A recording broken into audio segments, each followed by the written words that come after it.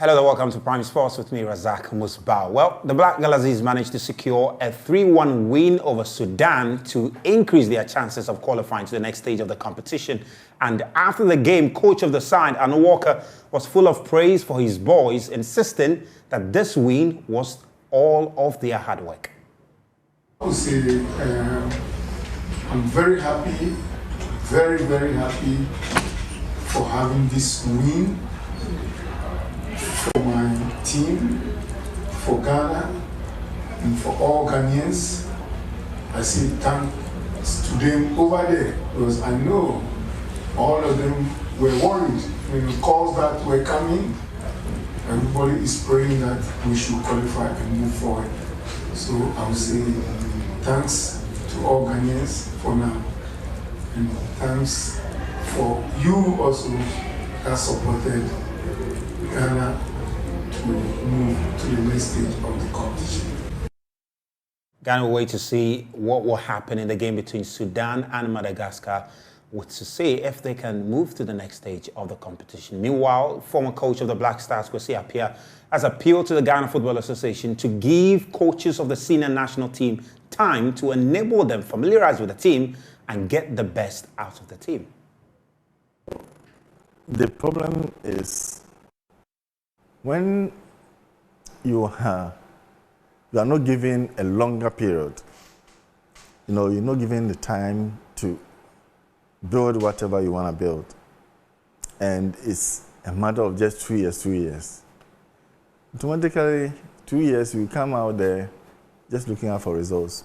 And all the white coaches that I've worked with, because we give them contract for 2 years, they come and they use whatever players we have assembled already, and use them to gain results and go away in 2 years' time. So if you have to suggest to the FA, how many years should be good enough for a coach to build?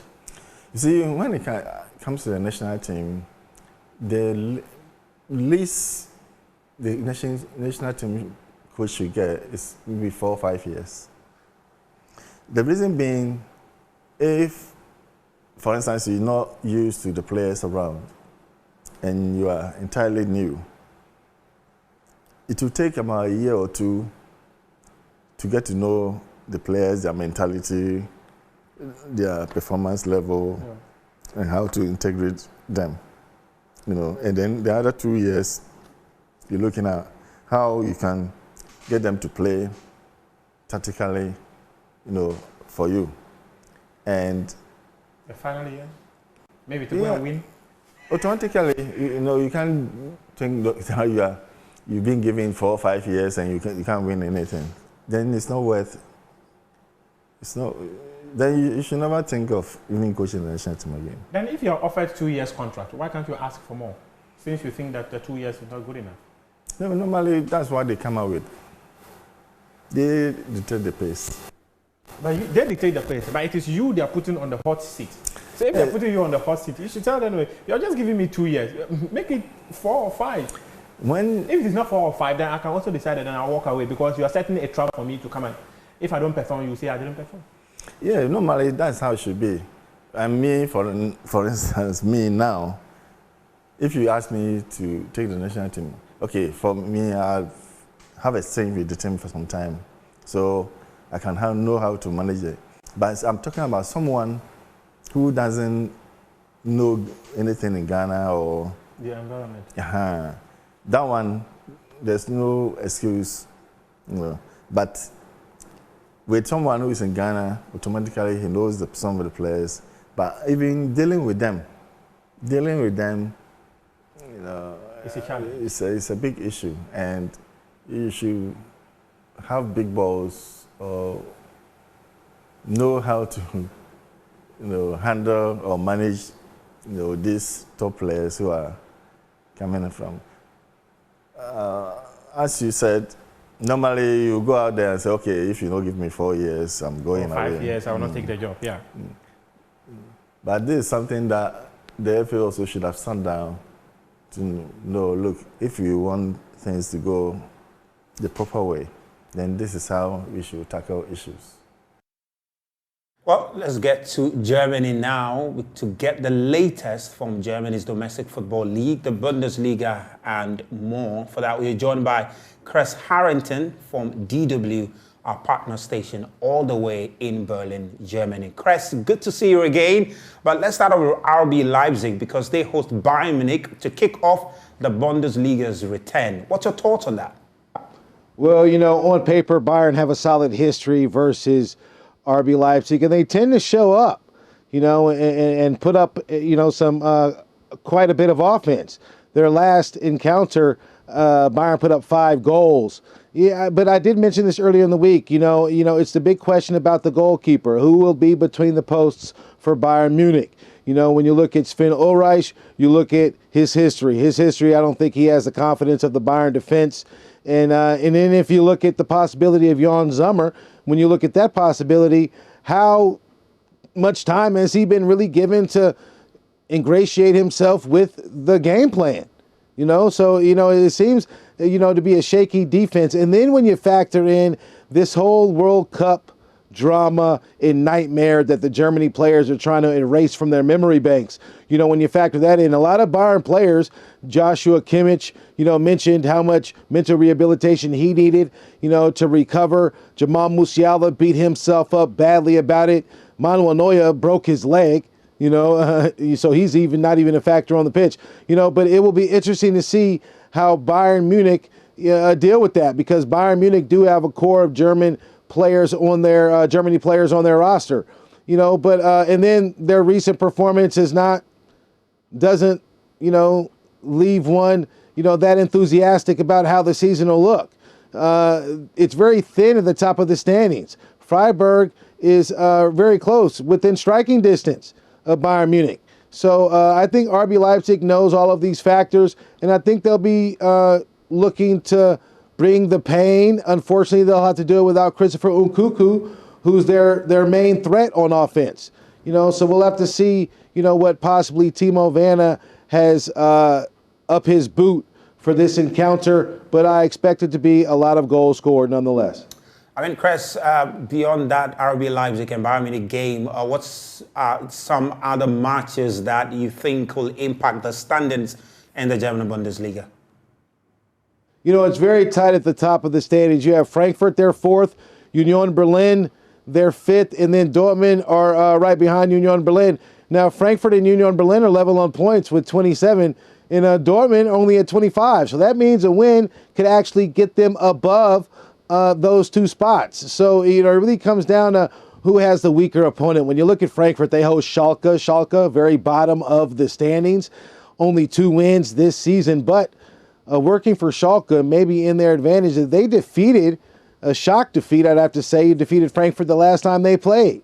Now, as far as Union Berlin, they host Hoffenheim, and Union Berlin are pretty solid. They haven't lost to Hoffenheim in the 4 last matches. And Dortmund hosting Augsburg, you know, this is a back-and-forth battle. The last time they met is a draw.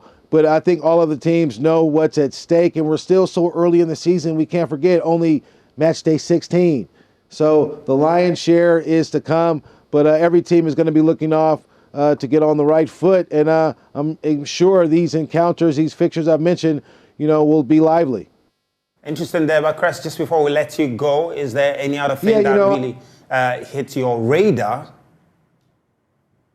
Ability of Sadio Mane, and I'm really pulling that he does come back just because how much he's mentioned, you know, not only to Senegal with his humanitarian work. We can't you know, forget that he did win the Socrates Award at the Ballon d'Or ceremony for all of the humanitarian work he's done. And I think Bayern Munich can really use him. I think that they are a weapon.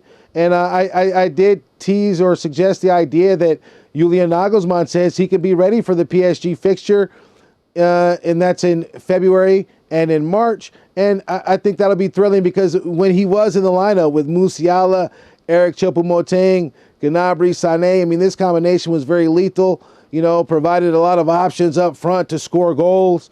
And it'll be really good to see how Mane will fit in, but he has to be healthy first, and I'm pulling for him to be as healthy as soon as possible.